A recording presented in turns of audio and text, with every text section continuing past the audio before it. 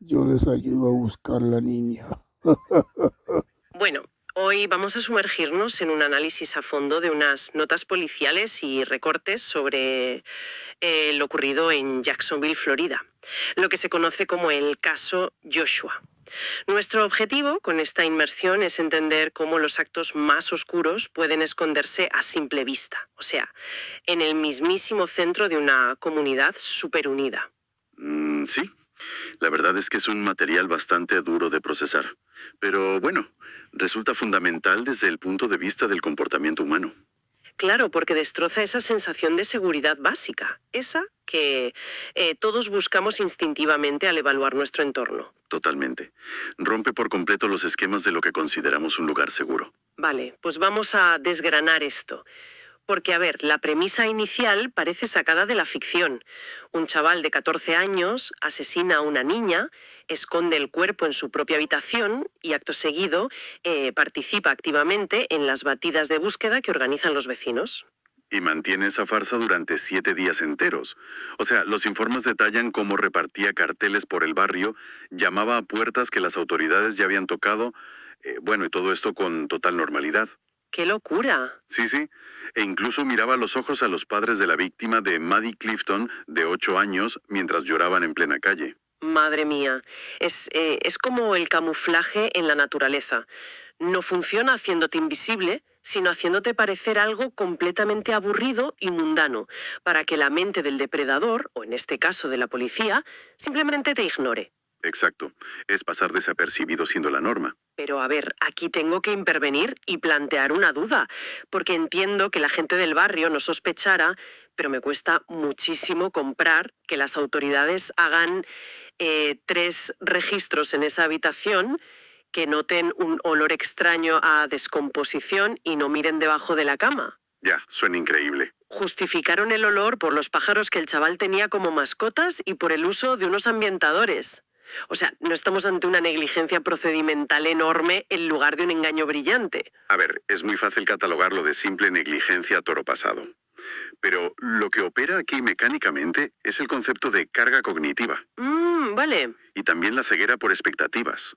El cerebro humano, bajo el tremendo estrés de una investigación a contrarreloj, tiene un ancho de banda muy limitado. Ya, claro. Buscan otra cosa. Justo, los agentes entraron a la casa buscando rastros de un secuestrador adulto, alguien externo y perturbado. Ante esa expectativa tan clara, su sistema olfativo y visual filtra activamente toda la información que no encaja en ese perfil, puramente para ahorrar energía mental. O sea, descartan lo impensable para aferrarse a lo habitual.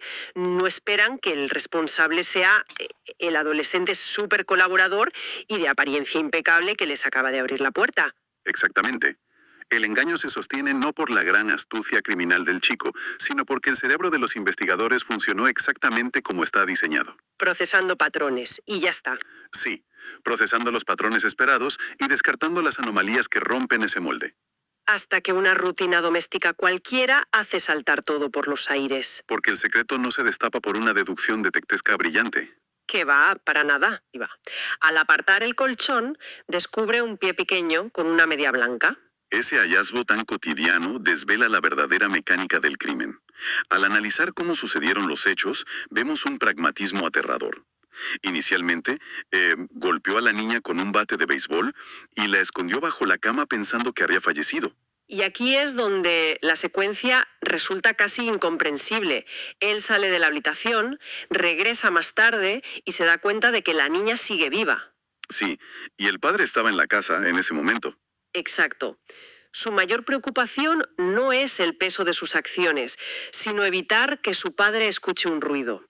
Toma una navaja multiusos y acaba con ella pura y exclusivamente para silenciarla. Las decisiones que toma ahí se basan puramente en la autopreservación inmediata. O sea, resuelve el problema práctico del ruido de la forma más letal posible. Sin inmutarse lo más mínimo. Sí, sin que exista un puente emocional entre sus acciones y el más mínimo atisbo de empatía o de remordimiento. Pero, ¿cómo funciona esa mente? Después de hacer eso, vuelve a colocar el colchón, duerme sobre él y al día siguiente hace sus deberes de matemáticas en esa misma habitación. Es que no estamos ante un simple caso de disonancia cognitiva. Esto es una compartimentación extrema y una profunda falta de empatía, que son rasgos muy marcados en perfiles psicopáticos. Ya. El cerebro de este adolescente logra aislar por completo su fachada de estudiante modélico de la absoluta brutalidad que ha escondido bajo su cama.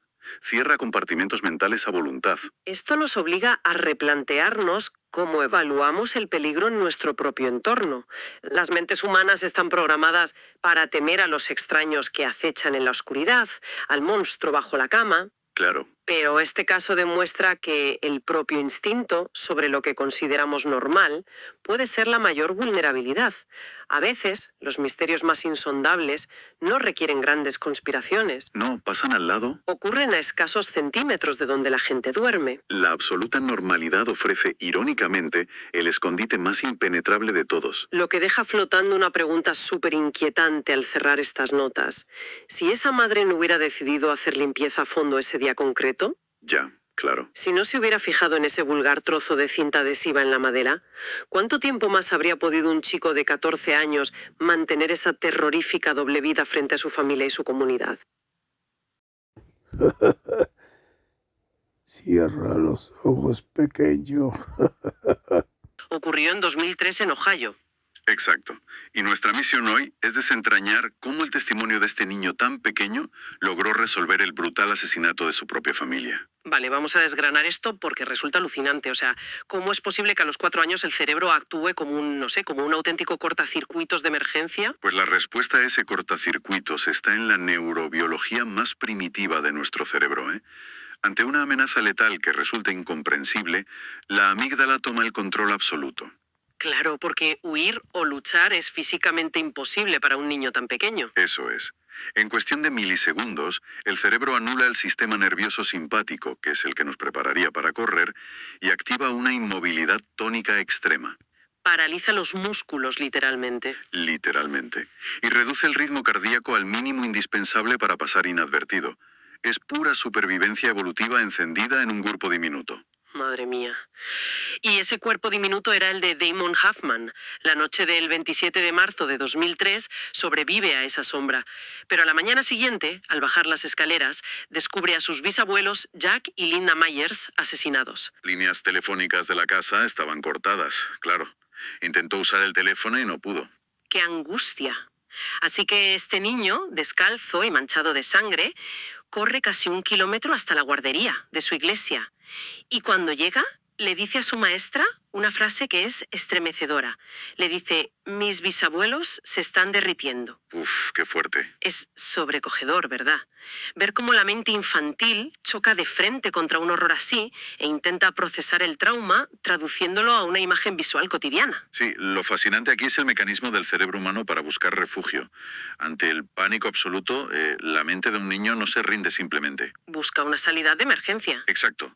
Al ver que su entorno seguro ha sido destruido y sin forma técnica de pedir ayuda, escanea opciones y traza una ruta hacia el único lugar seguro e institucionalizado que conoce fuera de casa. O sea que esa carrera descalzo no es fruto de un pánico ciego y caótico. Para nada. Es una huida altamente estratégica, impulsada por el puro instinto. Bueno, con los cuerpos descubiertos y un testigo de apenas 4 años en estado de shock, la policía tenía un muro delante.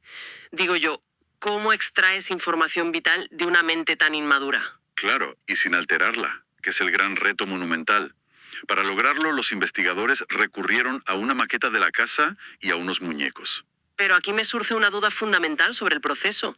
Al introducir elementos físicos y juguetes con un niño tan traumatizado, a ver, ¿cómo evitan los psicólogos forenses implantar recuerdos falsos o sugestionar su declaración? Es una gran pregunta. La metodología tiene que ser hiperestricta precisamente por ese riesgo. En las entrevistas cognitivas infantiles, la regla de oro es el enfoque no directivo. O sea, nada de guiarles. Pero los forenses jamás hacen preguntas cerradas de sí o no, ni sugieren acciones con los juguetes. Utilizan preguntas de formato totalmente abierto y dejan que el niño manipule la maqueta en silencio si quiere. Ni le dicen muy bien o te equivocas, me imagino. Exacto. Eliminan cualquier tipo de refuerzo verbal para no condicionar sus futuras respuestas. Y gracias a este rigor tan absoluto, Damien pudo aportar detalles puramente suyos. Como lo del hombre alto con el mono de trabajo verde, ¿verdad? Sí, hombre alto, mono verde, guantes de látex, y fíjate en esto, mencionó específicamente el sonido de un clic mecánico en la puerta. Ese detalle del clic, esa limpieza en el testimonio fue la clave de todo, porque esos detalles llevaron a la policía a buscar pruebas físicas reales y en un arroyo cercano encontraron el arma del crimen. Una escopeta Winchester con el número de serie borrado. Exacto. Y justo al lado había una bolsa con el mono verde, los guantes y unas zapatillas. Todo encajaba. Y eso cerró el cerco sobre el asesino. Toda la evidencia física, enlazada con la declaración del niño, apuntaba en una única y trágica dirección. El hombre alto no era un asaltante anónimo. Era Greg Myers. El propio hijo de Jack, el tío abuelo de Damien. Eso es. El motivo detrás de todo es de una frialdad que asusta, la verdad. Dinero. Dinero puro y duro. Con la muerte de su padre y su madrastra, Greg esperaba heredar de inmediato la granja de 16 hectáreas y el restaurante familiar. Es que semanas antes ya andaba preguntando por su entorno cómo conseguir un arma sin dejar rastro. ¡Qué barbaridad! O sea, esa avaricia, el ser capaz de aniquilar a tu propia familia por un terreno, mientras un niño pequeño duerme al lado, yo de verdad que me quedo sin palabras. Es devastadora. Es terrible. Y en el fondo hay una ironía muy profunda en la resolución de esta tragedia. Sí, ¿por qué lo dices? Porque el asesino orquestó un plan que él consideraba infalible. Cortó las líneas, limó el arma, escondió la ropa. Todo para reclamar su herencia impunemente. Claro, se creía totalmente intocable. Pero todo ese andamiaje de su crimen perfecto fue desbaratado de forma absoluta por el miembro más frágil y vulnerable de esa misma familia. Es increíble. Greg Myers cumple hoy 2 cadenas perpetuas gracias a la memoria intacta de ese niño. La valentía de Damien transformó una tragedia paralizante en un caso resuelto. Totalmente.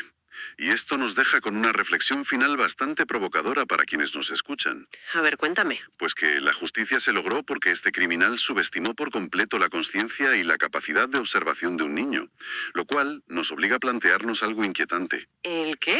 Pues, ¿cuántas de nuestras propias acciones, esas que creemos que están totalmente ocultas, están siendo observadas y juzgadas en silencio por aquellos a quienes consideramos demasiado pequeños o irrelevantes para prestar atención? Qué gran verdad. Sin duda. A veces esos ojos que fingen estar cerrados en la oscuridad son los únicos que ven la verdad con absoluta claridad. Es un viaje, la verdad, bastante aterrador sobre el caso de la taberna Reminiscencia. Totalmente. Pues a ver, imagínate que un hombre comete una auténtica atrocidad, una masacre que deja 11 muertos en Bogotá, y luego, increíblemente, logra huir cruzando el Atlántico con una identidad impecable, burlando por completo a la inteligencia policial. Y lo más fuerte es cómo acaba cayendo 11 meses después, claro. Exacto. Cae por intentar dar un palo en una joyería de barrio en Madrid. Es que parece el guión de un thriller malo, pero bueno, es exactamente lo que revelan los informes policiales y los recortes de prensa que estamos analizando a fondo hoy. Es un viaje, la verdad, bastante aterrador sobre el caso de la taberna Reminiscencias en el año 2000. Totalmente. Y nos muestra un poco la fragilidad de la vida cotidiana, ¿no? Vamos a meternos de lleno en estos documentos porque, a ver, cualquiera sale a tomar algo a un bar, charla un rato y vuelve a su casa tan tranquilo. Claro, esa es la normalidad de cualquiera. Pero esa noche del 23 de junio, una riña absurda dinamita esa normalidad. Ubiquémonos un poco. Juan de Jesús Lozano está en ese bar con una amiga, Johanna Pinzón. Entonces, unos tipos de otra mesa intentan sacar a bailar a unas jóvenes. Lo típico. Una escena de lo más común. Eso es. Hay empujones, se monta una trifulca clásica y a Lozano lo echan a la calle. Al salir, suelta la típica bravuconada de, y cito textualmente, ahora van a ver lo que les viene. Hasta aquí, pues una pelea de bar de las que pasan a diario. Ya, pero lo verdaderamente incomprensible viene 15 minutos después, porque este individuo vuelve al local armado con una subametralladora UCI, o sea, un arma de calibre 9 milímetros. Y yo me pregunto, ¿cómo se pasa de tener el ego herido a organizar una ejecución masiva en solo un cuarto de hora? Pues esa es la gran clave médica y psicológica de este caso. No es solo un ego herido. Los testigos y los reportes policiales posteriores señalaban que Lozano estaba, y uso el término literal de los documentos, periqueado. O sea, hasta arriba de cocaína. Exactamente. Y aquí entra la fisiología pura y dura. Esa combinación de un narcisismo atacado en público con una dosis altísima de cocaína suprime casi por completo la corteza prefrontal del cerebro. Que es la que nos da la empatía y la lógica, ¿no? Eso es, la zona que evalúa las consecuencias. Físicamente, el cerebro se queda sin frenos y el instinto agresivo más básico toma el control absoluto. Vamos, que para él, las personas dejaron de ser humanos y pasaron a ser simples obstáculos. Madre mía, es como, como arrojar una chispa directamente en un polvorín. El altercado, el hecho de que lo echaran a la calle, fue esa fricción inicial, pero la mezcla del ego destrozado y la droga fue la pólvora que desató todo. Entró disparando a ráfagas, 65 tiros nada menos. Una auténtica barbaridad que dejó un escenario dantesco. Porque no solo asesinó al dueño, a Carlos Arturo Aristizábal, y a 2 camareros. Es que disparó de forma completamente indiscriminada. Mató a 11 personas en total. 11 personas, sí, e hirió a otras 7. Clientes de otras mesas que ni siquiera sabían de qué iba la bronca inicial. Y lo más escalofriante al leer los informes es ver cómo remataba a las víctimas en el suelo. Y luego, claro, salía caminando con una tranquilidad pasmosa. El cerebro sin frenos en su máxima expresión, como decíamos antes. Ya, pero, aquí me surge una duda gigante. Tienes a un sujeto completamente impulsivo, cegado por la ira y las drogas, que acaba de montar una carnicería. ¿Cómo consigue alguien en ese estado organizar una huida transatlántica tan sofisticada? Porque saltar de Bogotá a Europa no es como coger el metro. Bueno, la realidad es que esa misma brutalidad hizo que fuera imposible esconderse en Colombia. Había dejado demasiados testigos y la presión policial forzó una huida internacional desesperada. Claro, tuvo que salir del país sí o sí. Y lo consiguió acudiendo al mercado negro. Allí compró un pasaporte falso bajo el alias de John Haider Pardo Zamudio. Y con ese simple trámite fraudulento le bastó para cruzar el océano. Y aterriza en Madrid. Se infiltra en la sociedad como si nada. Pero, y esto es muy fuerte, en lugar de mantener un perfil bajo con esa nueva vida, ¿qué hace el tío? Pues unirse a una banda de ladrones de medio pelo. Es el patrón clásico del delincuente narcisista. Se creía intocable, supongo. Totalmente. La impunidad de cruzar la frontera le dio unas alas enormes, y el 19 de octubre las autoridades españolas lo arrestan intentando atracar a un prestigioso joyero madrileño. Es que resulta fascinante, de verdad. Un asesino en masa logra evadir la justicia por 11 muertes, burlando controles internacionales, y acaba cayendo por la pura arrogancia de volver a delinquir en un robo de joyas común en otro continente. Es que la arrogancia siempre deja huellas, y en este caso, huellas literales. La inteligencia policial colombiana llevaba 11 meses siguiéndole la pista, y al final ató cabos. Ah, o sea que ya sospechaban que estaba en una cárcel española. Sí, alertados por los movimientos, enviaron a 2 agentes directamente al Centro Penitenciario Madrid 3, en Valdemoro. Allí cotejaron sus huellas dactilares y el rastro biométrico destapó toda la farsa. Y ahí se desmorona el alias y pueden pedir la extradición. Eso es. La biometría terminó resolviendo de un plumazo lo que un simple papel falso había logrado ocultar durante meses. Al final, la cooperación policial internacional logró cerrar el cerco sobre alias Juancho. Pero, la verdad, yo me quedo con una reflexión bastante inquietante después de analizar todo esto. A ver, dime. Pues que si un criminal buscado por una masacre tan brutal pudo infiltrarse en la sociedad española con una identidad impecable y volver a delinquir tan rápidamente, ¿cuántos individuos con pasados igual de oscuros podrían estar viviendo ahora mismo a nuestro alrededor, tomando un café en la mesa de al lado, protegidos únicamente por el fino velo de un pasaporte falso? A ver, imaginemos por un momento a unos padres que buscan, pues no sé, el regalo perfecto para su hijo de 16 años. Piensan en ropa o igual en el último videojuego de moda y de repente terminan comprando una katana japonesa de 71 centímetros. O sea, una espada real, súper afilada. Y esa misma hoja es la que ese chaval va a usar poco después para acabar con sus vidas. Uf, es que es una imagen espeluznante. Te dinamita cualquier idea preconcebida sobre lo que es un hogar seguro. Yo la verdad estoy convencido de que este es uno de los expedientes más oscuros que tenemos. Y bueno, hoy nos metemos de lleno en este análisis del caso de José Rabadán, tristemente conocido como el asesino de la katana. Claro, esto ocurrió en Murcia en el año 2000. Exacto. Y lo más desconcertante de los primeros informes es el perfil del chico. O sea, todo su entorno decía que era educado, muy reservado, sin ningún historial de problemas. No bebía, no salía de noche. Vamos, un adolescente aparentemente modélico.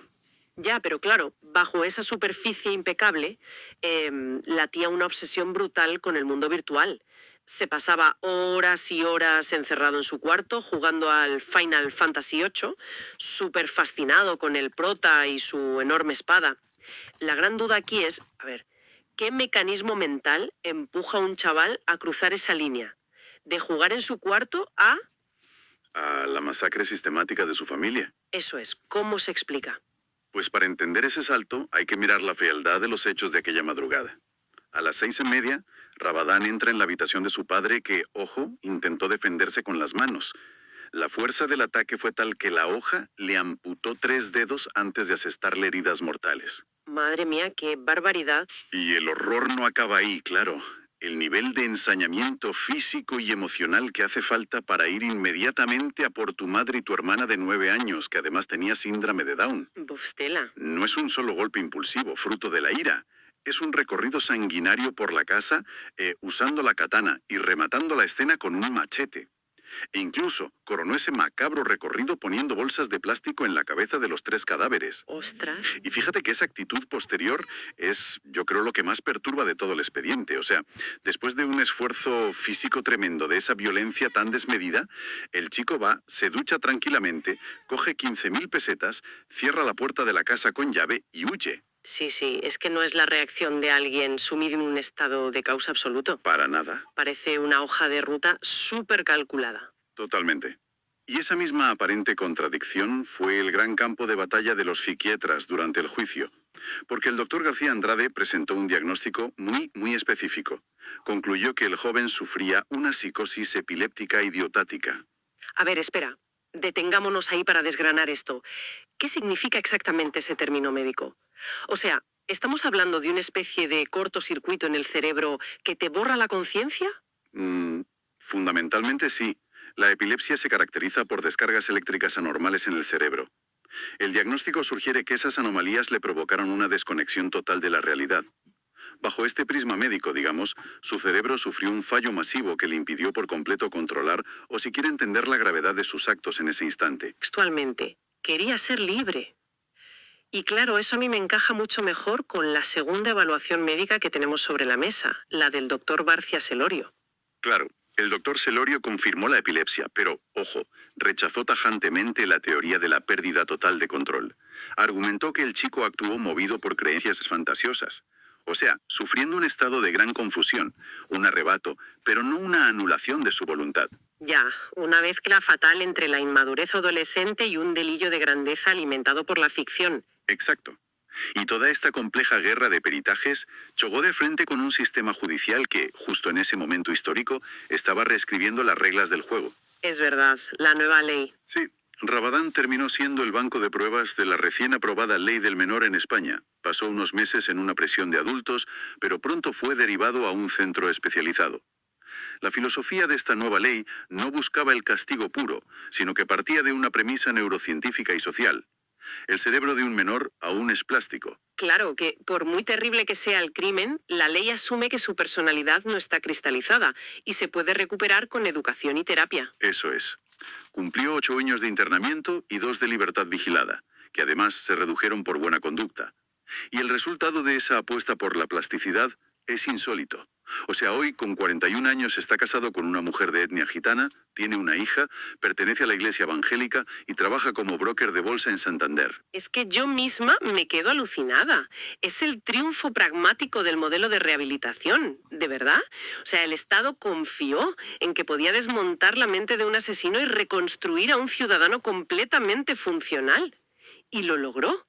Lo logró, sí. Lo que inevitablemente nos desplaza hacia un territorio mucho más gris. Total. Y ahí es donde este caso dejó una pregunta inmensa en el aire. El abismo entre la brutalidad irreparable de aquella noche y su actual rutina diaria llevando a su hija al colegio es gigantesco. La ley le otorgó la reinserción y también el anonimato necesario para empezar de cero. Pero claro, la protección de identidad es el pilar para que esto funcione. ¿Qué pasa con su entorno actual? Claro, los que conviven con él. Exacto. O sea, ¿hasta qué punto su nueva comunidad o sus compañeros de trabajo tienen el derecho a ignorar el pasado de la persona con la que se cruzan a diario? ¿O es ese silencio absoluto el único precio que como sociedad debemos pagar para mantener intacto el milagro de la reinserción? Queda ahí para pensar. Imaginemos por un momento un leve rasguño provocado por, no sé, un abrecartas. Y que, como castigo, el Estado responda con un despliegue militar tremendo para desmembrar al culpable en público. Es que, claro, es una ruptura matemática absoluta de la justicia. Un crimen minúsculo castigado con la crueldad más sádica imaginable. Totalmente. Y bueno, hoy en nuestro análisis a fondo vamos a destripar exhaustivamente esos documentos históricos sobre Robert François Damiens y su fallido ataque al rey. Un caso fascinante. Sí, porque la misión de hoy es entender cómo un intento de asesinato casi inofensivo no solo desató una pesadilla de violencia institucional, sino que cambió el sistema penal para siempre. Eso es. Y bueno, advierto a quienes nos escuchan que los detalles de este proceso histórico son bastante oscuros y gráficos. Ya, me lo imagino. Pero a ver, vamos a desgranar esto poco a poco. Tenemos a este hombre, Damiens, pero ¿qué hizo exactamente para provocar semejante furia estatal? Pues nos situamos en Versalles, en enero de 1757. El rey Luis XV se dispone a subir a su carruaje. Ajá. Y Damiens, que era un simple sirviente, sale de la multitud y le asesta un golpe en el costado con una navaja de doble filo. Pero con un arma minúscula, ¿verdad? Exacto, el arma medía apenas 8 centímetros. Además, hay que tener en cuenta que era pleno invierno. O sea, la gruesa ropa del monarca frenó la hoja y todo quedó en un pequeñísimo rasguño. Claro, a ver, entiendo la gravedad de atacar a un monarca, evidentemente, pero la reacción suena completamente desproporcionada, porque el Estado respondió con tanta saña inicial por una herida superficial. Lo fascinante aquí es la inmensa paranoia que dominaba a la Guardia Real. O sea, no vieron a un individuo solitario con un cuchillo diminuto. Ya, vieron una conspiración. Exactamente. Creían ciegamente que Damiens era el sicario de un complot masivo para acabar con la corona y necesitaban extraer nombres de esa supuesta red conspirativa. Claro, necesitaban que hablara, aunque no hubiera absolutamente nada que contar. Y el método de interrogatorio fue devastador, de los peores. Primero utilizaron tenazas al rojo vivo para quemar sus tendones de Aquiles, y luego recurrieron a las famosas botas. Uf, he leído alguna vez sobre ese instrumento, pero ¿cómo funcionaba mecánicamente para causar tanto daño? Pues consistía en rodear las piernas del prisionero con tablones de madera fuertemente atados. El verdugo introducía cuñas de madera o de metal entre los tablones y las golpeaba con un mazo. Madre mía, pura presión. Sí. Cada golpe aumentaba la presión hasta fracturar y aplastar los huesos lentamente. ¡Qué horror! El dolor era tan insoportable que Damiens, en su propia celda, intentó suicidarse cortándose los genitales solo para escapar del sufrimiento. ¡Ostras, qué barbaridad!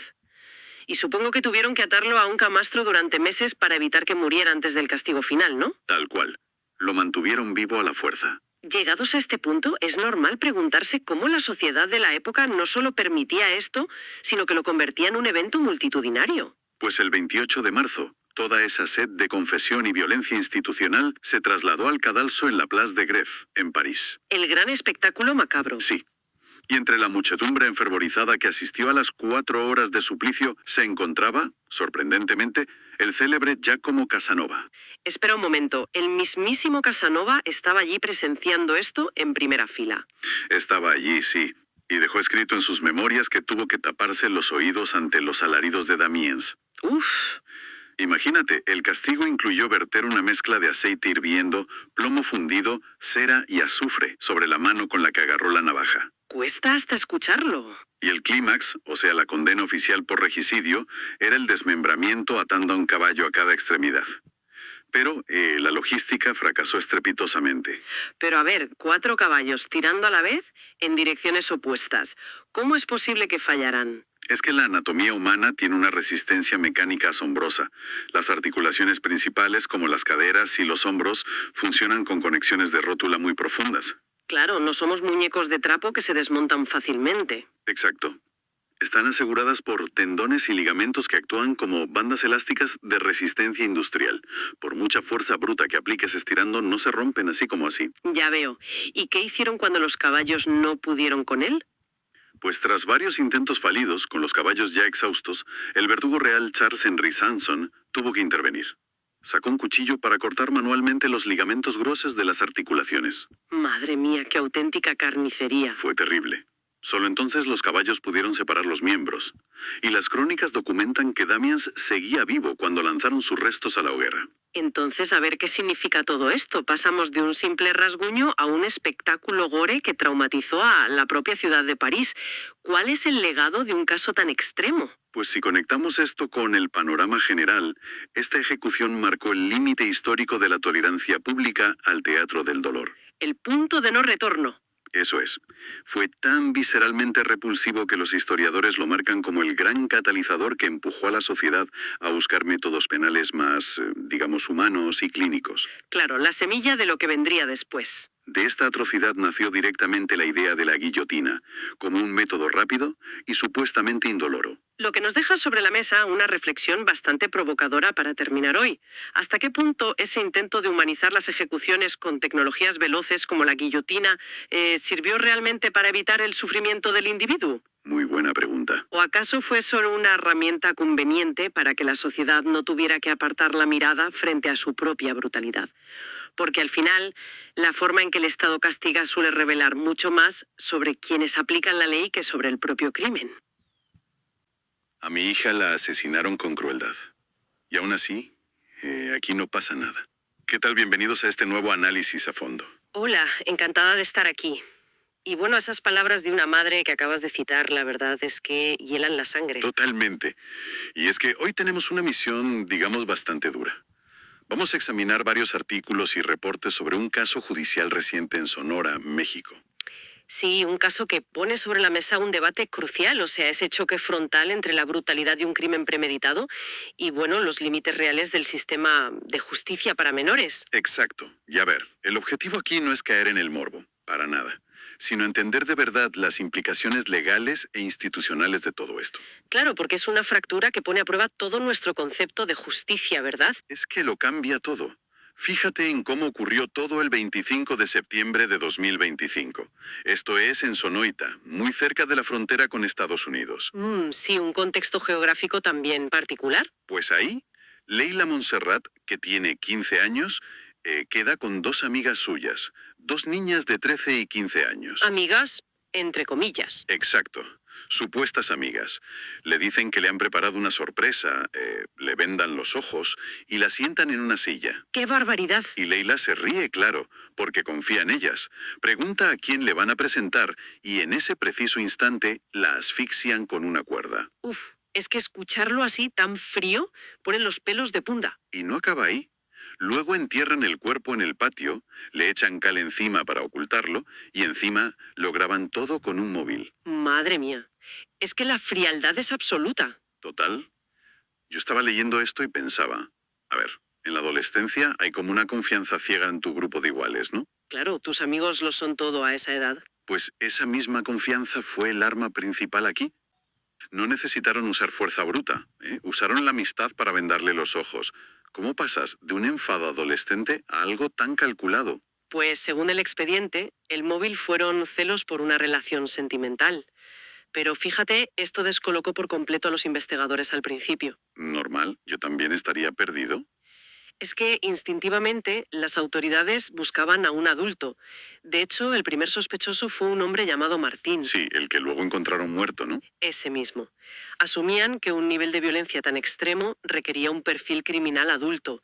Nadie se imaginaba a dos niñas. Es que cuesta muchísimo encajar que dos adolescentes orquesten algo tan macabro. Ya.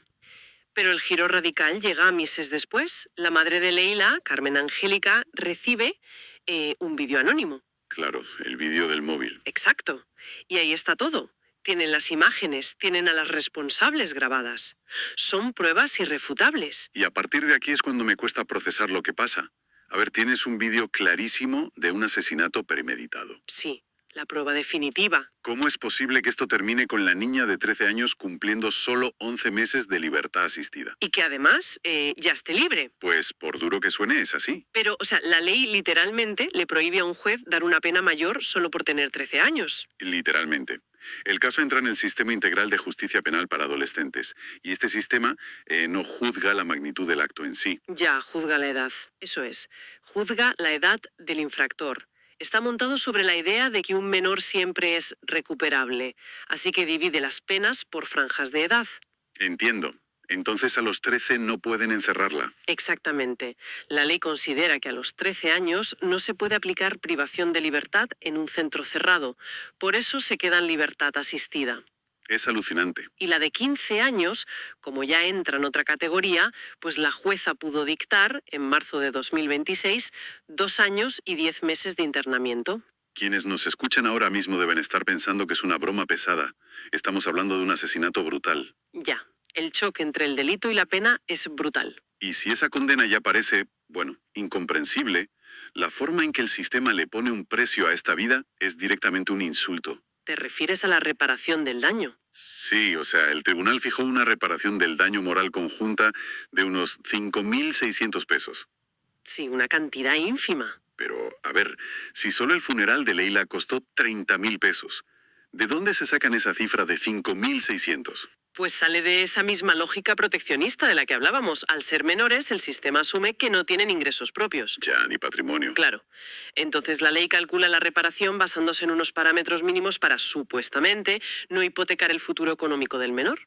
Increíble. Se prioriza de nuevo su reinserción sobre el resarcimiento real a la víctima. La jueza solo aplica la fórmula legal. Pero el resultado en el mundo real, vamos, es una cifra que no te cubre ni las flores de la iglesia.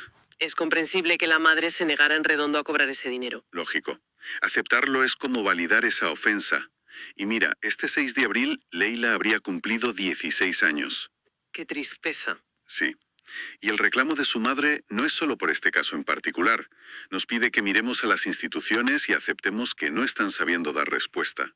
Y es un debate vital. Tenemos un marco legal diseñado en el pasado, pensado para jóvenes que cometían delitos menores o robos por impulsos de la edad. Claro, no para algo así. Es que el sistema no está preparado para procesar un asesinato con este nivel de frialdad y planificación. Y eso nos lleva a una reflexión final bastante incómoda para todos. Pensemos en el papel de la tecnología hoy en día. Sí, el tema de grabarlo todo. Exacto. Si hoy documentar un crimen tan atroz y compartirlo en redes sociales se percibe por estos jóvenes casi como un acto exento de consecuencias reales, pues yo me pregunto algo. Dime. ¿Es posible que el diseño actual de la justicia juvenil se haya quedado completamente obsoleto frente a la psicología digital de estas nuevas generaciones? 25 años de oscuridad y mierda. La siguiente escena. Un encierro ininterrumpido de 25 años en una habitación totalmente a oscuras. ¡Qué locura! Sí, una persona que llega a pesar apenas 24 kilos y justo en el piso de abajo su propia madre está sirviendo champán en una rimbombante gala benéfica para los pobres de la ciudad. Es que es una imagen que hiela la sangre, la verdad. Esa desconexión absoluta entre una fachada exterior impecable y la brutal realidad interior. Bueno, ese es el núcleo de la trágica historia de Blanche Monnier. Exacto. Y por eso en nuestra inmersión a fondo de hoy estamos cruzando recortes de periódicos parisinos de 1901 con los registros judiciales originales. Nuestra misión hoy es entender cómo la hipocresía humana alcanzó este nivel de atrocidad. Y todo en la Francia del siglo XIX, que se dice pronto. Claro. En 1876, en la ciudad de Poitiers, con algo tan simple como un romance. Así es. A sus 26 años, Blanche tomó una decisión que, bueno, su madre consideró un pecado imperdonable. Anunció que quería casarse con un abogado sin fortuna. Un escándalo para la época, claro. Totalmente. Para la señora Monnier, esa falta de dinero era una deshonra inaceptable para el estatus de la familia. Así que su respuesta fue, drástica. Encerró a su propia hija en una habitación del ático. Madre mía. Y lo peor es que contó con la total complicidad de Marcel, el hermano de Blanche, además de comprar el silencio de todo el servicio doméstico. O sea, fue como una macabra campaña de relaciones públicas. Se inventaron excusas perfectamente diseñadas para justificar que la joven hubiera desaparecido de la sociedad de un día para otro. Sí, sí. Primero decían que Blanche estaba interna en un colegio en el Reino Unido. Y luego que se había mudado a Escocia, ¿no? Exacto. La mentira se mantuvo tan bien estructurada que, fíjate, el abogado del que estaba enamorada terminó muriendo en 1885. Sin tener la menor idea de que ella seguía viva. Nada, ni idea. No sabía que estaba atrapada en esa misma casa. Y mientras tanto, la madre seguía saludando a los vecinos y organizando sus galas como si nada. Es que es muy fuerte. Lo fascinante de esto, al leer los informes de la época, es cómo la mente de la madre lograba compartimentar esta realidad. O sea, por un lado, ejercía una tortura sistemática en el ámbito privado. Claro. Y por otro, consolidaba su imagen pública de filantropía. Exactamente. Literalmente lograba aislar el problema en el piso de arriba para poder dormir cada noche convencida de su propia superioridad moral. Pero bueno, el muro de silencio se agrieta de forma repentina en 1901. El Procurador General de París recibe una carta anónima con un mensaje clarísimo. Y muy perturbador, la verdad. Ya te digo, alerta de que en la casa de la respetable familia Monnier hay una mujer medio muerta de hambre que lleva 25 años viviendo entre excrementos. Cuando la policía finalmente acude y fuerza la puerta, el escenario es, bueno, dantesco. Los reportes policiales detallan que el hedor era tan insoportable que los agentes apenas podían entrar. ¡Qué horror! Encuentran a Blanche con 49 años, tras décadas sin ver la luz del sol. Y en las paredes había grabado frenéticamente una súplica desgarradora. Pedía libertad, libertad. Se me ponen los pelos de punta. Y a ver, la madre escapó de la justicia terrenal al morir de un infarto apenas 15 días tras el arresto. Sí, la presión fue demasiada. Pero claro, la indignación pública necesitaba un culpable. Y toda esa presión cayó directamente sobre el hermano, sobre Marcel. Y aquí es donde la cosa se pone realmente interesante. Porque fue juzgado en medio de un circo mediático, sí, pero terminó siendo absuelto en apelación. Espera, a ver, no lo entiendo. Él vivía en esa misma casa. Compró el silencio del servicio junto con su madre.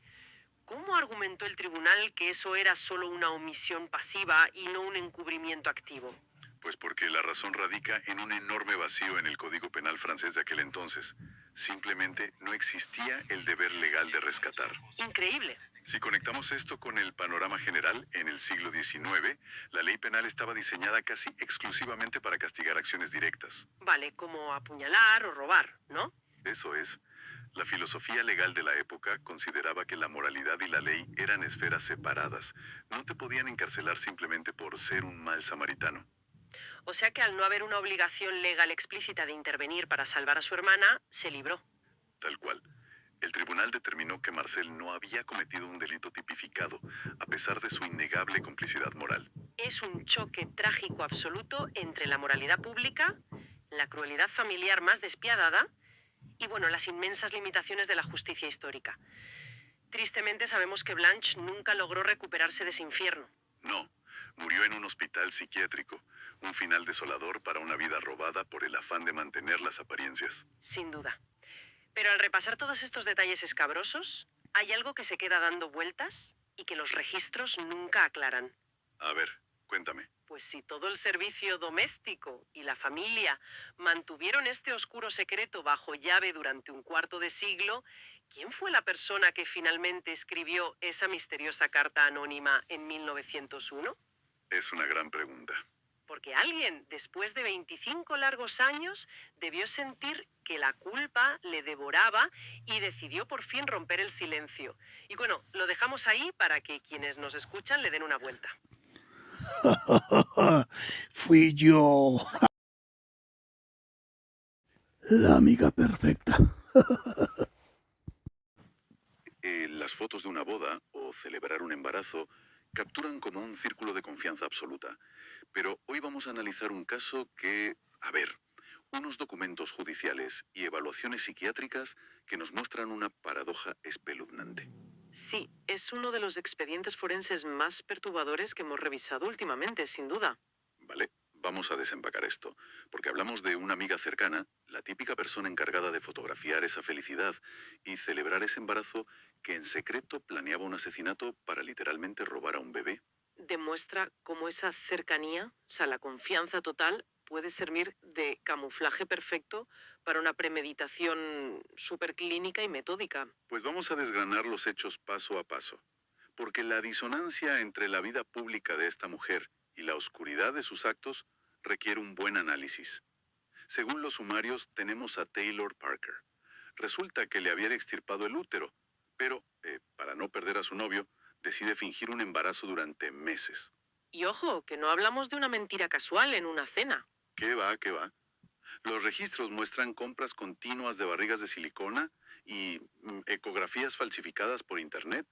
Incluso llegó a organizar su propia fiesta de revelación de género. Claro, es que psicológicamente estaba construyendo un muro defensivo, o sea, una barrera física y social contra el abandono de su pareja. Ya, entiendo. Toda su energía de verdad se centra en mantener esa estructura de mentiras en pie. Entiendo la motivación de fondo, pero mantener esto día tras día es como construir el decorado de una película inmensa donde el propio director olvida que todo es cartón piedra.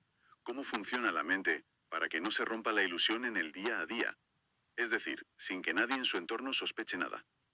Bueno, lo fascinante aquí es que lo logran mediante un control férreo del entorno.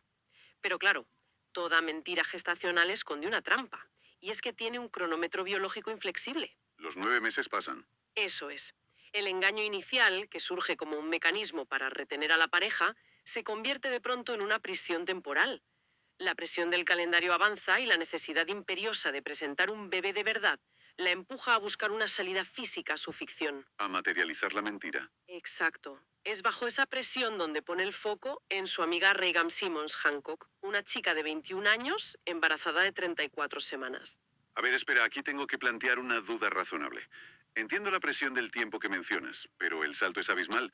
Una cosa es mentir de forma patológica a tu entorno o falsificar documentos, y otra muy distinta cruzar la línea el 9 de octubre de 2020 en New Boston, Texas. Desde luego. Acudir a la casa de Reagan, golpearla con un martillo, asestarle más de 100 puñaladas y extraer a la bebé con un bisturí mientras la madre vive, y dejando además a una niña de 3 años en la casa. Es brutal, sí. Los perfiles sociopáticos suelen ser más pragmáticos, pero llevar herramientas quirúrgicas para atacar a una amiga parece pura irracionalidad. ¿No indica esto una ruptura psicótica, una pérdida total de contacto con la realidad, más que un asesinato calculado? Podría parecer un brote psicótico, pero la planificación meticulosa de las herramientas indica lo contrario. En la psicología criminal extrema, esto responde a un fenómeno de disociación y deshumanización absoluta, provocado por la supervivencia de la fantasía. O sea que no está loca en el sentido médico. No, Taylor no pierde el contacto con la realidad temporal. Decide anularla. En ese punto ya no ve a Reagan como una persona o una amiga. La cosifica totalmente. Sí, la percepción se distorsiona hasta convertir a la víctima en un simple contenedor, un obstáculo de carne y hueso entre ella y el bebé que necesita para validar su mentira. El instinto de preservar la ficción aplasta cualquier rastro de empatía humana. Claro, el problema de sacrificar a otros para mantener tu propia realidad paralela es que la biología no obedece a guiones inventados. Ni la biología ni la ciencia médica. El choque es inevitable. Tras el acto irracional, esa elaborada fantasía de Taylor choca de frente con la fría realidad forense.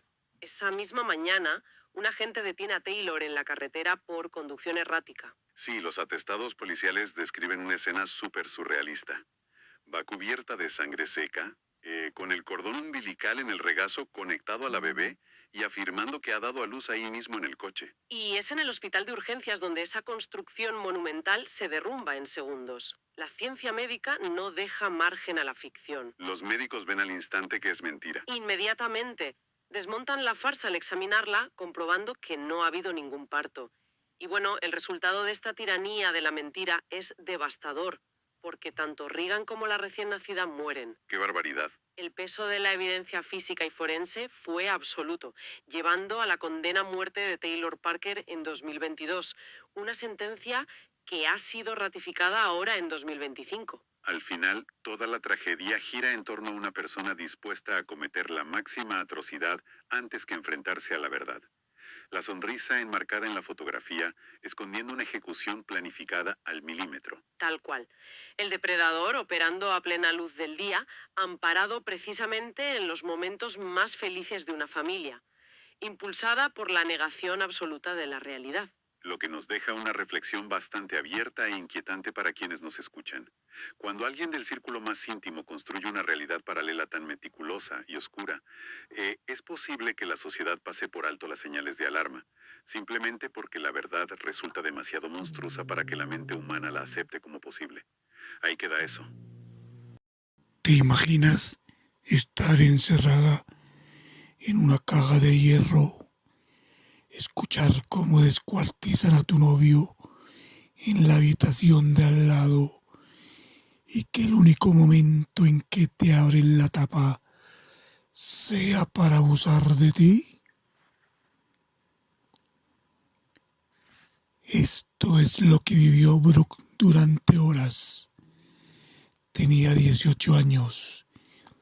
Ella y su novio Jeffrey, de 21, fueron a Mississippi a cobrar una deuda. Cuando llegaron a la casa de Gary Carl Simmons, un carnicero de supermercado de Moss Point, el cuñado de Simmons le disparó a Jeffrey con un rifle dentro de la habitación en la que estaba Brooke. Ella lo vio caer. Simmons la ató, la amordazó y la metió en un baúl de hierro que él mismo había fabricado con antelación. No era un objeto improvisado. Era una caja construida con un propósito. Lo que pasó a continuación ocurrió en este orden. Primero, Simmons utilizó los cuchillos de su trabajo para descuartizar el cuerpo de Jeffrey en la bañera de la casa, mientras Brooke permanecía en la oscuridad escuchando. Poco después, Simmons abrió la caja, sacó a Brooke y abusó de ella y la volvió a encerrar. Lo hizo varias veces a lo largo de la noche. Finalmente, convencido de que ella moriría dentro, él y su cómplice metieron los restos de Jeffrey en los cubos, los arrojaron al pantano detrás donde vivían caimanes y abandonaron la casa dando a Brooke por muerta. Pero no saben, se equivocaron de persona. Brooke empezó a dar patadas a la tapa desde dentro, sola, en la oscuridad con las manos atadas, hasta que la tapa se dio. Salió corriendo descalza hasta el vecino más cercano y llamó a la policía. Los investigadores encontraron los cubos con restos de sangre, los cuchillos de carnicero y empezaron a recuperar los pedazos de Jeffrey del pantano donde nadaban los caimanes.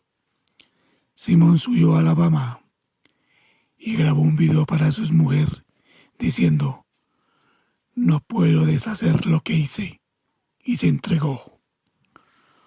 Fue condenado a muerte en 1997 y ejecutado el 20 de junio de 2012. Su última frase fue: "Vamos a terminar con esto para que esta gente pueda irse a casa". El padre de Jeffrey estaba en la sala mirándole. Cuando salió dijo que Simmons ardería en el infierno y se fue a tomar una cerveza fría. Brooke cambió su nombre y aspecto durante años por miedo a la familia de Simmons.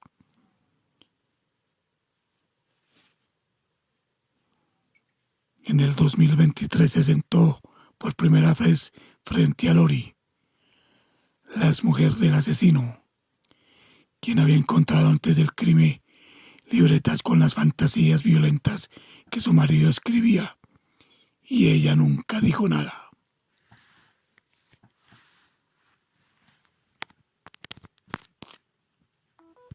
A ver, hoy vamos a meternos en una inmersión bastante profunda y la verdad bastante dura sobre los apuntes del caso de Samantha Conning. Y nuestro objetivo aquí no es quedarnos en el morbo fácil de los detalles escabrosos, sino más bien intentar entender la mente de Israel Kiss. Es que es un criminal tan sumamente metódico que nos obliga a plantearnos hasta qué punto el cerebro humano es capaz de dividir su propia realidad. Exacto, es una fractura mental absoluta. Y bueno, para entenderla de verdad, tenemos que irnos al 1 de febrero de 2012. Esto es en Anchorage, en Alaska. Samantha tiene 18 años, trabaja en un pequeño kiosco de café y bueno, Kiss la elige totalmente al azar, o sea, cero conexión previa entre ellos. Ya, claro, simplemente porque el local cerraba tarde. Sí, eso es. La elige por pura conveniencia logística. Es que eso ya te deja helada, ¿eh? O sea, esa frialdad absoluta a la hora de elegir a una víctima. Pero lo peor es que la asesina esa misma madrugada, esconde el cuerpo en su cobertizo y luego literalmente se va de vacaciones. Sí, tal cual. Se va 2 semanas de crucero por el Caribe con su novia y su hija pequeña. A ver, yo lo pienso y es como si la cabeza de este tipo fuera una casa con habitaciones insonorizadas. En una guarda algo monstruoso y en la de al lado está, pues no sé, en plan padre de familia normal tomándose un cóctel. Es una analogía perfecta porque, de hecho, aplica un mecanismo de defensa llevado al extremo más patológico. En psicología hablamos de una compartimentación severa. Vale, pero todos hacemos eso un poco en el día a día, ¿no? Claro, a un nivel básico sí. Quiero decir, cuando tienes un día horrible en el trabajo, pero llegas a casa, creas una especie de cortafuegos mental y le pones buena cara a tu familia. Exacto. Dejas los problemas en la puerta. Pero la diferencia enorme aquí es que el cerebro de Kiss construye auténticos muros de hormigón armado entre sus realidades.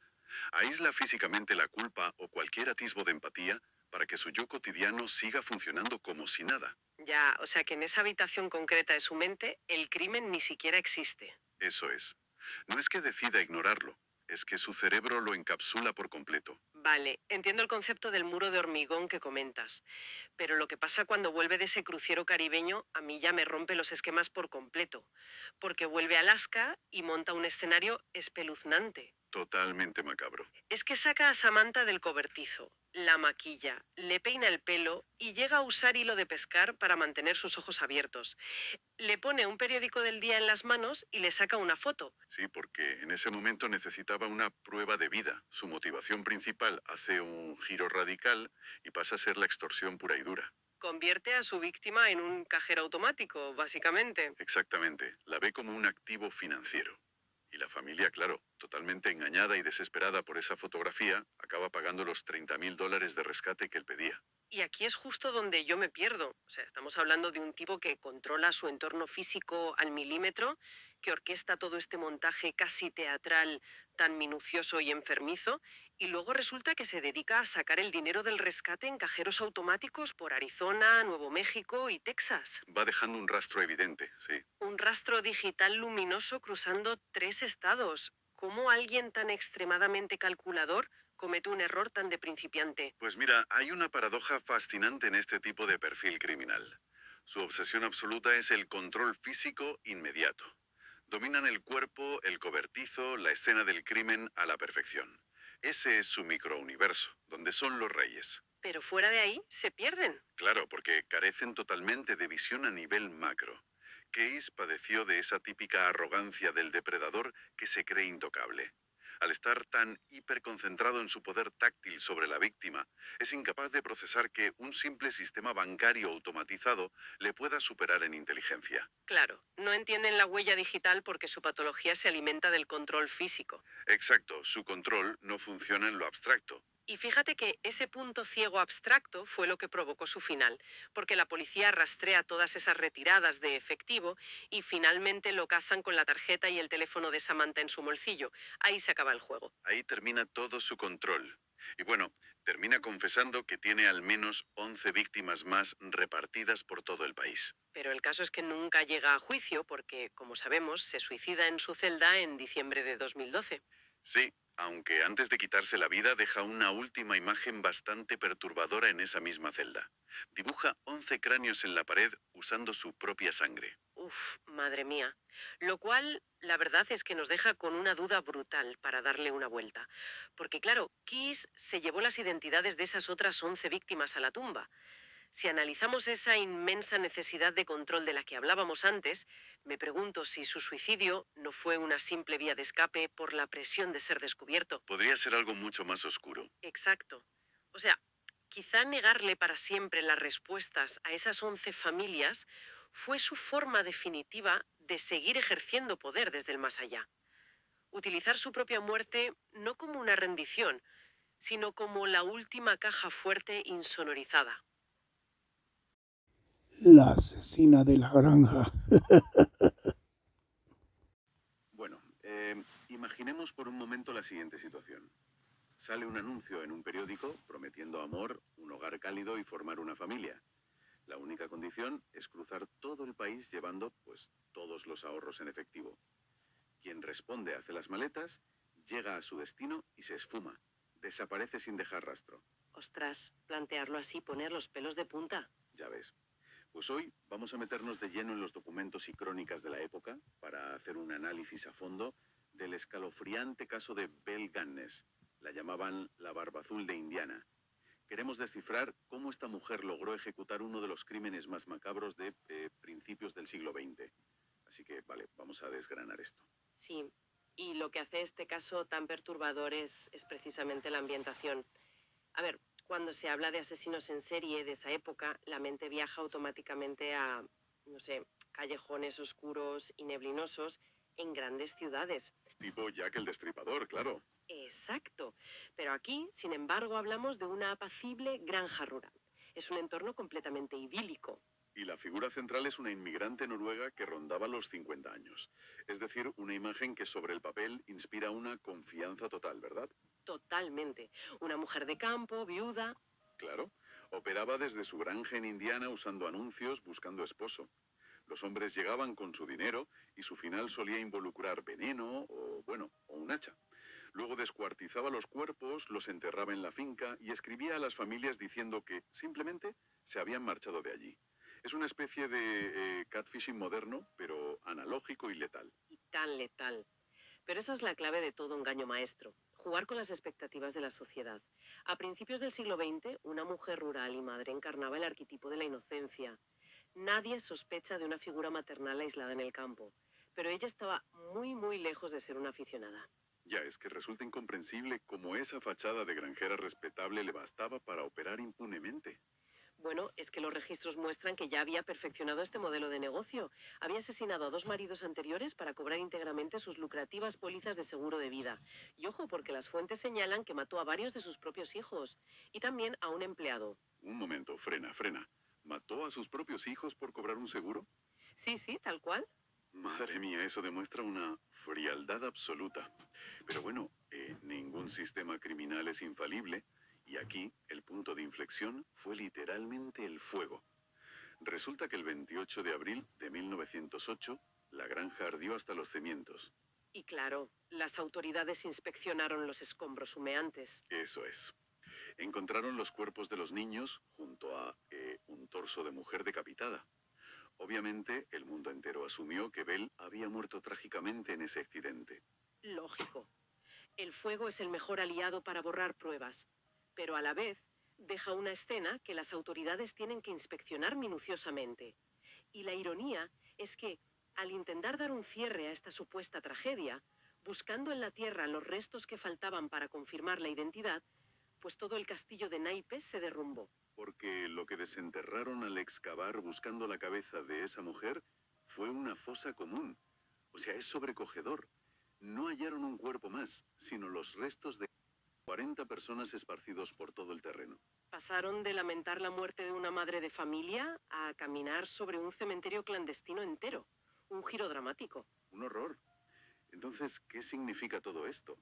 Porque si la granja era una trampa mortal, la teoría del accidente trágico deja de tener sentido. Efectivamente, ese descubrimiento macabro cambió toda la perspectiva sobre los restos carbonizados.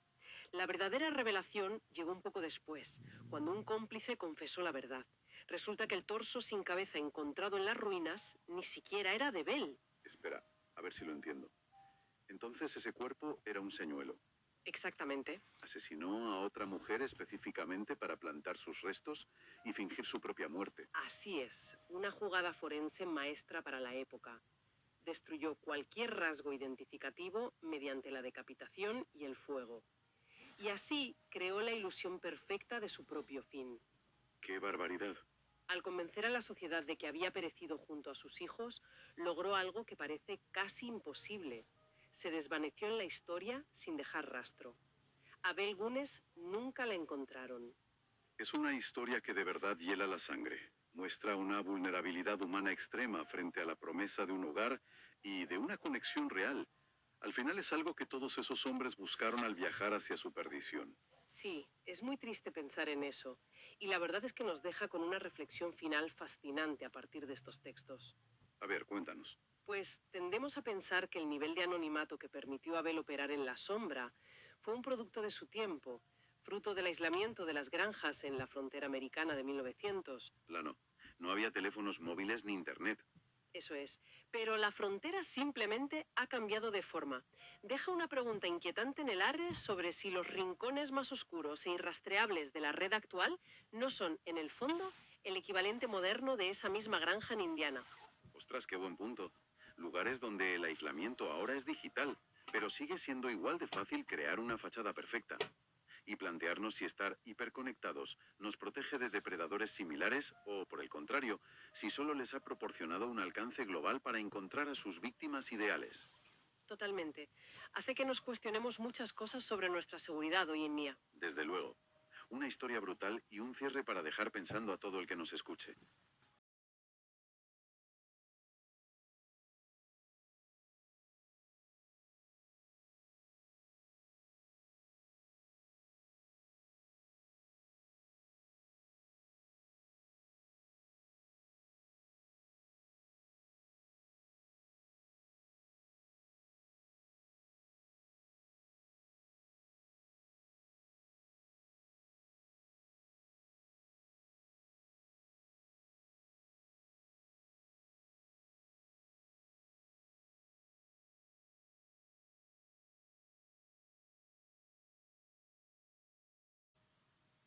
Hola y bienvenidos a un nuevo análisis a fondo. Hoy vamos a destripar una serie de expedientes judiciales, evaluaciones psicológicas y registros históricos sobre el caso de Steven Steiner. Hola, sí, un caso súper complejo y, bueno, bastante duro de analizar. Totalmente. Nuestra misión hoy es entender cómo funciona realmente el cautiverio psicológico a largo plazo y cómo la rigidez del sistema legal, puede fallar de forma tan estrepitosa a las víctimas de una manipulación tan extrema. Es que es un caso fundamental para entender esas lagunas de la justicia penal y la psicología de la supervivencia. Todo empieza en Merced, en California, en el año 1972. Cuando Kenneth Parnell secuestra a Steven, que entonces tenía 7 añitos. Exacto. Usó a un cómplice que pedía donativos por la calle para engañarle. Pero lo que revelan los documentos no es la típica historia de cadenas físicas o sótanos oscuros. Dan, no es ese encierro de película. ¿Qué va? Trata sobre la reconstrucción total de la realidad de un niño. Y eso es precisamente lo que resulta más difícil de asimilar al leer los informes. Según las fuentes, Steven iba al colegio, caminaba por la calle, interactuaba con otras personas. Hacía una vida en apariencia normal. Claro, a primera vista resulta incomprensible que no intentara escapar o, no sé, pedir ayuda a un profesor. Es como si Parnell le hubiera formateado el cerebro, ¿sabes? Sí, le borró el disco duro. Eso es, borró los archivos de su vida anterior y programó una nueva realidad donde él, el secuestrador, era el único proveedor. Es una analogía muy precisa. Lo que los psicólogos denominan en los informes como indefensión aprendida. A ver, Parnell no se limitó a aislar a Steven. Le cambió el nombre y le hizo creer sistemáticamente que sus padres lo habían regalado. Uf, qué barbaridad. Sí, le decía que no podían mantener a la familia. Al controlar toda la información que recibía el niño, el secuestrador se convierte en la única fuente de supervivencia. La mente infantil se adapta, bueno, para sobrevivir, Piensa que si su familia lo ha desechado, este hombre es su único refugio. por muy abusivo que sea. Exacto, entendido. La mente crea esa estructura para protegerse. Pero entonces, tras 7 años viviendo bajo esa programación, algo hace clic. Un punto de inflexión brutal. Sí, porque los registros indican que en 1980, Parnell introduce a una nueva víctima en la casa, Timothy White, de 5 años. ¿Cuál es el mecanismo psicológico que hace que Steven, que llevaba doblegado tanto tiempo, de repente actúe? Pues que la llegada de Timothy actúa como un espejo. Durante 7 años, Steven había normalizado su propia victimización. Pero al ver a un niño pequeño entrar en esa misma dinámica, El esquema se rompe por completo. totalmente. El instinto de supervivencia, que lo mantenía dócil para evitar represalias, muta de golpe hacia un instinto de protección. Ya no se trata de él mismo, Claro, se trata de evitar que el ciclo se repita en otro niño. lo que lleva a una huida que es asombrosa. Un chaval de 14 años espera a la noche y camina casi 40 kilómetros. Y cargando con un niño de 5 años a la espalda. Una locura de esfuerzo físico y mental. Llegan a la comisaría de Ukiah, y ahí surge un detalle administrativo frustrante en los expedientes. Los agentes tardan en identificarlo. ¿Ya? Porque su caso llevaba tanto tiempo inactivo que no conectaron su nombre de inmediato. Es alucinante. Refleja un poco la desconexión entre la realidad de una desaparición de tan larga duración y los protocolos policiales de la época. Pero ojo, el mayor fallo sistémico no ocurrió en la comisaría. No fue en los tribunales. Quería detenernos en las actas del juicio, porque la sentencia parece desafiar toda lógica. A Parnell le caen solo 7 años y sale a los 5. Por buena conducta, sí. Y lo más desconcertante para mí, los cargos por los abusos continuados contra Steven quedaron desestimados por prescripción de los delitos. A ver, necesito que me expliques esto. Es muy fuerte, la verdad. ¿Cómo es legalmente posible que el reloj de una prescripción avance mientras la víctima sigue retenida en la casa de su agresor? Pues por un vacío técnico del Código Penal de aquel entonces, la ley trataba ciertos delitos de abuso como eventos aislados en el tiempo, no como un delito continuado que estuviera agravado por el secuestro. O sea, separaban las dos cosas. Exacto. Por tanto, el reloj para juzgar los abusos iniciales empezó a correr en el momento exacto en que ocurrieron. Dado que Steven estuvo cautivo 7 años, cuando logró escapar, el plazo legal para perseguir esos actos específicos ya había expirado. Madre mía. El sistema legal carecía de la elasticidad necesaria para comprender que, evidentemente, el cautiverio suspende la capacidad de la víctima para ir a denunciar. Es una ceguera institucional terrible. Tratar un secuestro de 7 años como una serie de eventos aislados del pasado en lugar de, una privación de libertad continua. Y las consecuencias de esa rigidez están más que documentadas. Parnell volvió a ser arrestado décadas después, fíjate, en 2003. Intentando comprar a otro niño por $500. No. Así es, murió en prisión años más tarde. Pero mientras tanto, la familia Steiner sufrió una fractura irreparable. Si la tragedia los persiguió. Steven falleció en un accidente de moto en 1989, súper joven. Con solo 24 años, sí. Y el trauma familiar continuó expandiéndose de una forma horrible, culminando cuando su hermano mayor, Kerry Steiner, fue condenado en 2002. Por el asesinato de 4 mujeres. Una historia negrísima. Lo cual nos deja con una consideración final muy profunda al revisar todo este material para quienes nos escuchan. Sí, te cambia la perspectiva. Normalmente analizamos un crimen como un evento con un principio y un fin muy claros, pero al observar la línea temporal completa de esta familia, surge una pregunta sobre la arquitectura del trauma. El famoso efecto mariposa, ¿verdad? Exactamente. ¿Hasta qué punto un solo acto de violencia inicial es capaz de fracturar de manera irreversible la salud mental de todo un entorno, creando ondas expansivas y nuevas tragedias décadas después de que el delito original haya terminado? Es un pensamiento provocativo que redefine por completo el concepto de las secuelas a largo plazo. Desde luego, una invitación a reflexionar. Gracias por acompañarnos en este análisis a fondo. La lista de la muerte. Imaginemos por un momento que alguien imprime un documento público por la mañana y termina la semana intentando limpiar restos biológicos de las paredes de su casa. Es un salto completamente incomprensible, ¿ya? Pues esto es exactamente lo que hizo un chaval de 19 años en Florida. Hoy vamos a hacer un análisis a fondo de unos informes policiales recientes, registros judiciales y notas de perfilación criminal, para tirar del hilo de este caso. Porque, sinceramente, yo me he quedado descolocado. Totalmente. Y es que todo estalla el 28 de marzo, cuando aparecen dos maletas abandonadas. Unas maletas que, bueno, ya estaban siendo parcialmente devoradas por buitres. Una imagen dantesca, sí. Y dentro estaban los restos de Coley Lee Daniel, un hombre de 28 años.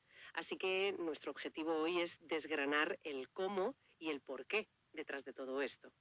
Para entender cómo llegamos a esas maletas, tenemos que ir un poco hacia atrás, ¿no? Exacto, la cronología es vital. Aquí tenemos que retroceder 8 días, al 20 de marzo. Ese día, Daniel llega a la casa de este joven de 19 años, Lucas Sander Jones, y sencillamente desaparece en el mapa. Y ahí es cuando la familia de Daniel empieza a buscarlo desesperadamente. Eso es, pero Jones les corta cualquier vía de contacto de forma tajante. Se cierra en banda por completo. La alarma real no salta hasta que la novia de Jones entra en la casa. Y lo que se encuentra esa chica no es normal, vamos. Ve sangre en el suelo, ropa manchada, y luego está la confesión. Él le suelta, sin anestesia, que ha matado a alguien y lo va a cortar. Y desde el análisis del comportamiento criminal, lo que más nos choca aquí es el cambio radical de método. Porque los informes indican que el asesinato inicial se perpetró con un bate de béisbol. O sea, estamos hablando de una violencia brutal, muy visceral y explosiva. Exactamente. Pero inmediatamente después, el agresor pasa a usar cuchillos y sierras para el desmembramiento. Es un cambio drástico en cuestión de minutos. Y, a ver, ahí es donde yo me pierdo por completo. Ya, es muy difícil de asimilar. Quiero decir, tristemente puedo llegar a entender un estallido de furia con un bate, que es un acto impulsivo o caótico. Pero repintar las paredes, limpiar a fondo, Implica ir a buscar pintura, preparar los rodillos, limpiar meticulosamente. claro. ¿Cómo es posible que un chaval de 19 años no se derrumbe psicológicamente al ver lo que acaba de hacer? ¿Cómo pasa de esa furia ciega a operar prácticamente como un limpiador profesional? Pues esa es justo la pieza central del puzzle. No estamos ante la típica reacción de pánico tras un homicidio. En criminología, este cambio de interruptor psicológico suele darse por un mecanismo de despersonalización extrema. Entiendo. ¿Cómo funciona eso exactamente en la mente del agresor?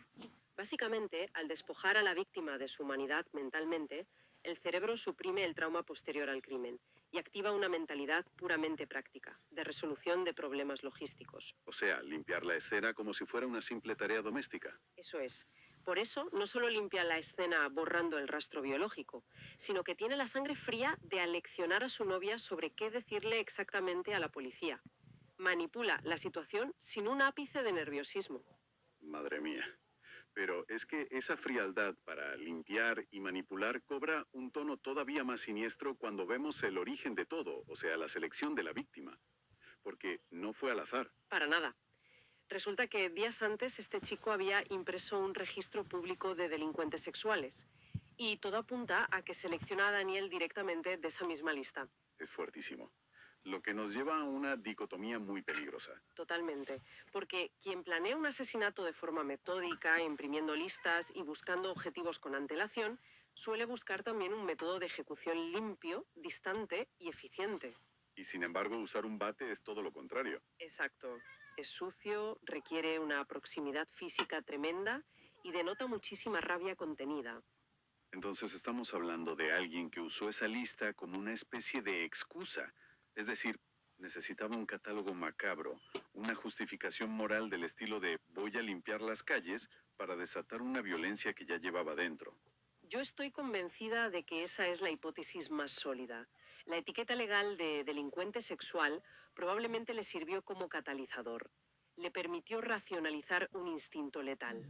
¿Le dio el permiso interno para matar? Exacto. Convencido de que su objetivo no merecía ninguna empatía. Y eso también explica por qué el arresto, el 1 de abril, fue totalmente pacífico. Claro, leemos que no opuso ninguna resistencia. Ninguna. Porque en su lógica distorsionada, el trabajo ya estaba terminado. Y ahora se enfrenta a cargos muy graves, incluyendo asesinato en segundo grado. Es que pasamos de una búsqueda rutinaria en Internet a un ataque salvaje, luego a un encubrimiento milimétrico, 2 maletas abandonadas a los buitres y finalmente un arresto en absoluto silencio. Es un contraste brutal. Es una paradoja tremenda. Porque, a ver, creamos estas listas y registros públicos con la intención de proteger a la comunidad, de mantener a raya a los depredadores. Ya, pero al hacerlo, igual estamos abriendo una puerta que nadie esperaba. Efectivamente. Y creo que eso nos deja con algo muy importante sobre lo que reflexionar hoy, para quienes nos escuchan. Si una persona puede usar registros públicos como una herramienta de caza, ¿hasta qué punto la transparencia extrema de las bases de datos modernas está creando vulnerabilidades completamente imprevistas en nuestra sociedad? Es desde luego algo para darle una vuelta. Hasta el próximo análisis. No me gustan los lunes. I don't like Mondays.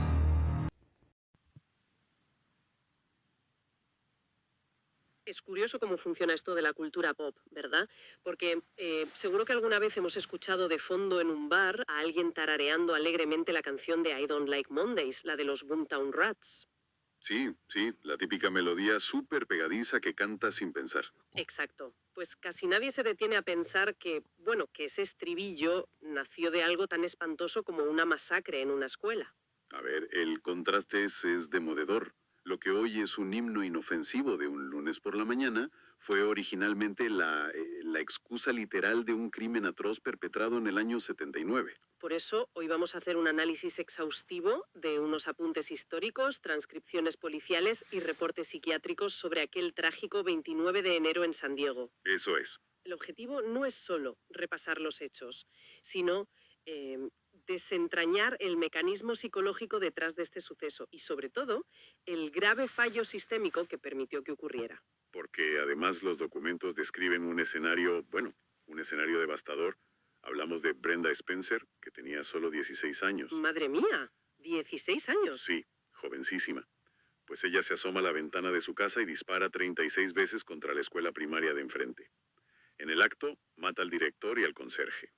Y leí que ambos usaron sus propios cuerpos para proteger a los alumnos, ¿no? ¡Qué Sí. barbaridad! Sí. Además, ella hiere a 8 niños y a un policía, para luego atrincherarse en la casa durante unas 6 horas. 6 horas de pánico.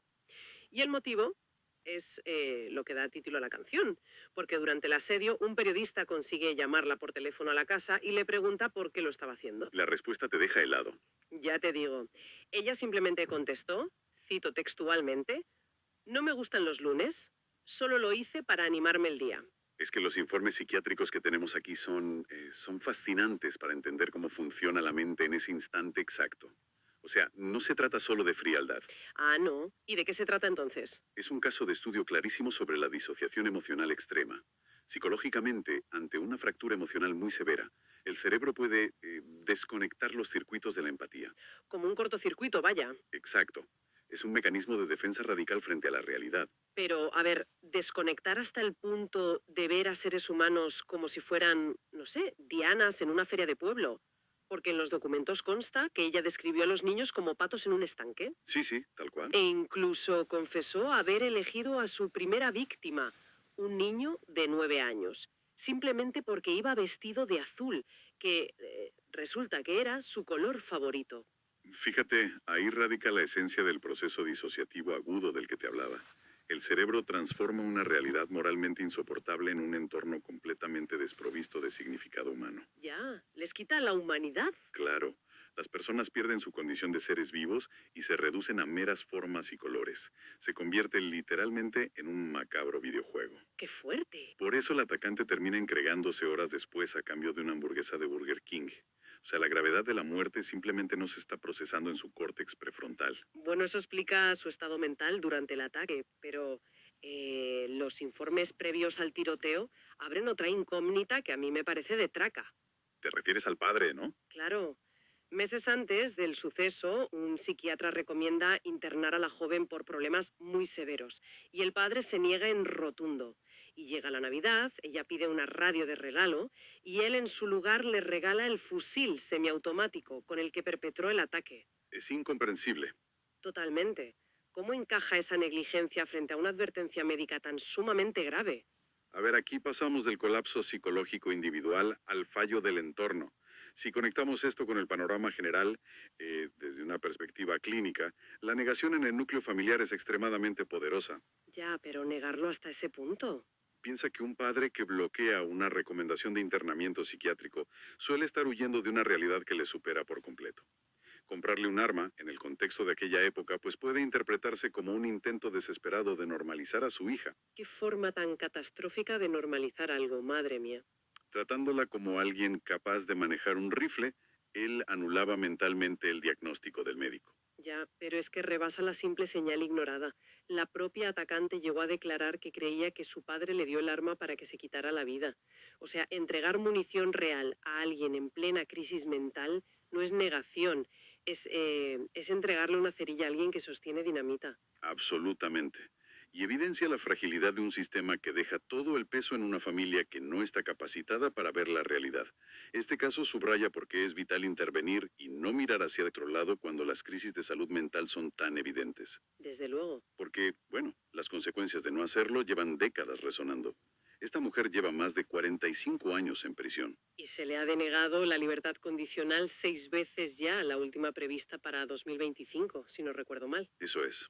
Sin embargo, el eco más ruidoso de este suceso, al final, no es el judicial, sino el cultural. Ya, lo que hablábamos, que lo incomprensible de esta tragedia se procesó socialmente empaquetándolo en un éxito de la música pop. Es el recurso de la sociedad para digerir el horror, claro. Al convertir un acto de violencia tan crudo en una melodía que hasta se puede bailar, el trauma colectivo se vuelve mucho más manejable. Sí, pero eso deja en el aire una reflexión sociológica bastante incómoda. A ver, Porque cuando una tragedia de esta magnitud se destila en la letra de una canción número 1 en ventas, cabe preguntarse, ¿de verdad se está preservando la memoria de las víctimas? ¿O simplemente estamos mercantilizando el horror real para anestesiarnos y hacerlo más fácil de tragar? Ahí queda eso. Black Monday,